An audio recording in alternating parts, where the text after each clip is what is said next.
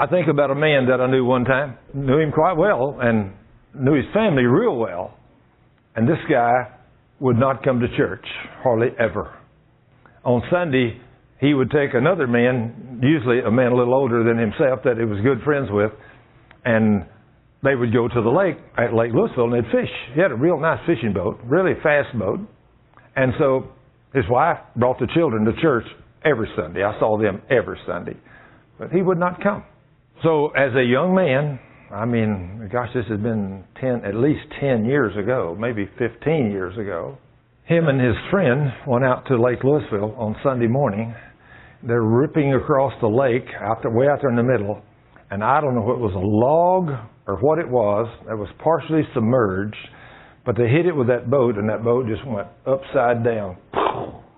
This older man, it threw him out, and he swam, it looked like a half a mile, a long ways, but he finally got to safety and got out of the water, and he lived over. But the young man, he died, and they never did find him. Days went by. The next Sunday morning at church, somebody come in and says, "Thurman, you know they've not found so-and-so's body yet?" I said, "No, I haven't heard." They said, "Well, they've not found it." I said, "Let's you and me go upstairs." And it was about 9 o'clock. We had the early Bible study. So I said, "Let's you and me go upstairs and let's take Matthew 18:19. And I'm going to take and pray the prayer of faith and ask the Father in Jesus' name to send an angel to bring this man's body to the surface today, right now, this morning, where they can find it, where that the family can bury it, so they'll have a kind of a closure over this thing." And so we prayed that prayer. Went on to Bible study, church.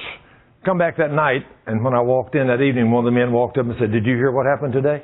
I said, "What?" They said, "Right about lunchtime, they found his body." I thought, what you said, you prayed, now you guaranteed me that they would find his body today. And he said they did. Now what can we do in faith? Anything. There's nothing impossible with us in faith. When you do something, you have to be willing to tell God, "I guarantee your word means what it says, Lord." And do you think that pleases the Lord? Oh yes, it most definitely pleases Him, because He wants you to believe His word. And when you do, He's a faith God, so He does these great and wonderful things.